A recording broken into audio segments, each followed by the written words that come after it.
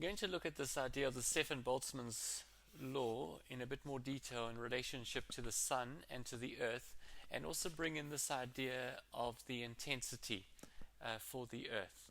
So if I take this formula here and I write it that the power is equal to sigma a t to the 4, and if I look at the sun, the power radiated by the sun is going to be, well, we know that Stefan-Boltzmann's constant, if we go to the front of the data booklet, that is 5.67 times 10 to the negative 8 times A. Now this A is the surface area, and because the sun is a sphere, we use the surface area formula as 4 pi r squared, where r is the radius of the sun.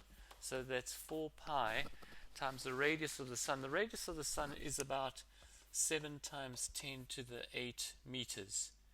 And we're obviously going to have to square that all.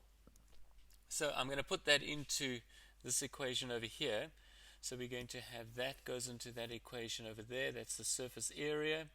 So let me just rewrite that. 4 pi 7 times 10 to the 8 squared.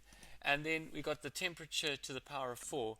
And the temperature of the sun, the surface temperature of the sun, is about 6,000 Kelvin. So it's 6,000 times 10 to the 4. Now when we do that all, when I calculated that all, we get the power from the sun is about 3.9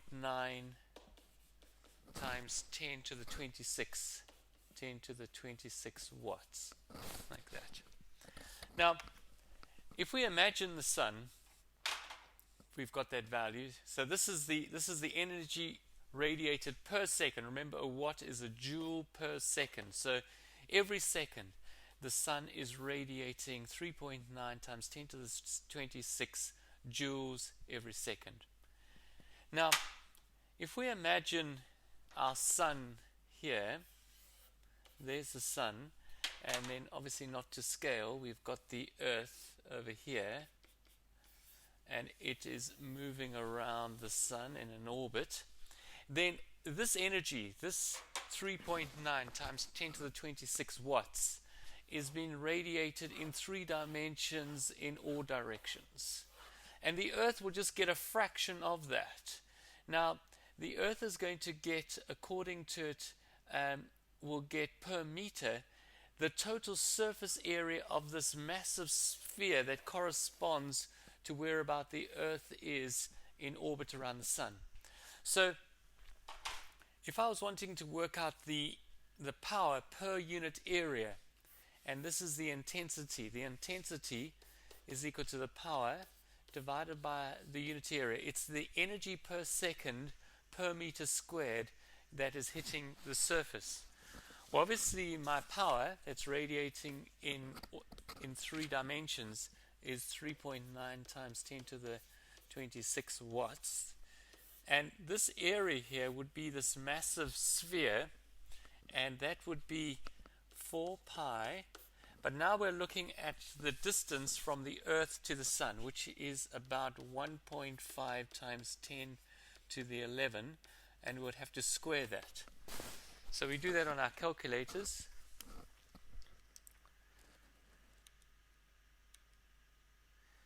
.9 exponent 26 divided by open brackets 4 times shift pi times 1.5, and I need to actually put this into the whole thing into brackets also here. So I'm going to insert a bracket there. So open brackets again, 1.5 exponent the 11 close bracket squared close bracket, and I get a value of 1379 watts per meter squared.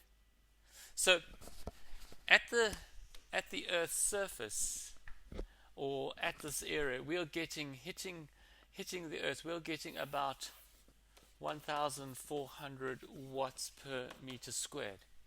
Now obviously not all of this is actually going to reach the surface of the earth, because when we think of it, if we think now of the earth, and it's getting the sun coming in on it, the energy from the sun hitting it like that, then how it is viewed, when it is viewed from this point of view, is that the actual surface area that is actually coming into contact with the sun is actually a circle.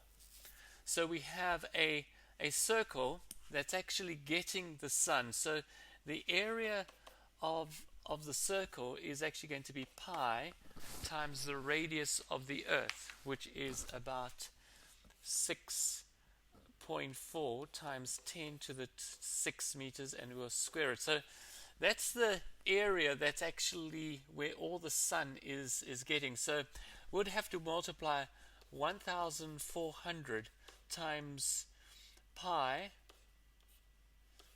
6.4 times 10 to the 6 squared, and that would be a meters value. So let's just do that. I'm just going to use my actual value that I got, times by pi times by bracket 1.6, sorry, not 1.6, 6.4 exponent 6, close bracket, squared, enter.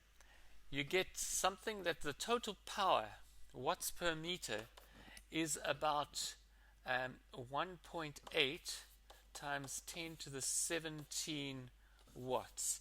So the earth on average is getting about 1.8 times 10 to the 17 watts hitting the whole earth. But the earth is actually a sphere.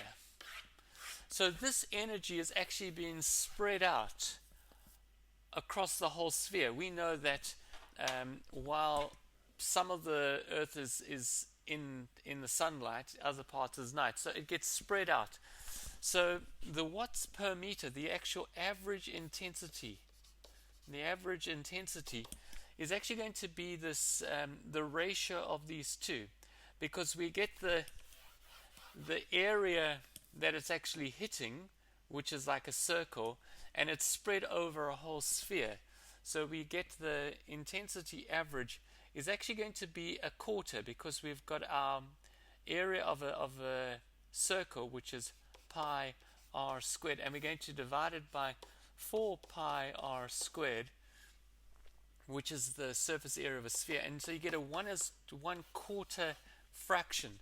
So in actual fact, this value that it's spread out over here over the whole surface area is actually going to be about 1/4 the value. So that intensity value that we had, that was hitting per meter squared, this 1400, needs to be divided by about 4. So we get 1400 divided by about 4. We're getting on average about 350 watts per meter squared. Now there's also further complications or further aspects to this, is that if we look at the earth, it's a sphere. If we've got light coming in over here, this is going to be hitting it at 90 degrees, so it's directly on. But if we're looking at our poles over here, if you've got the same light coming in over there like that, it's now being spread over a greater surface area. So your light is more intense, your energy is more intense at where it's hitting at 90 degrees than when it's hitting at what we call obliquely, where it's been spread over a larger area. So that is why the intensity of the sun, the power per unit area, varies drastically. It obviously also varies due to cloud cover, atmospheric conditions, and so forth. All of these have an influence on the intensity or the power per unit area that is reaching the surface of the earth.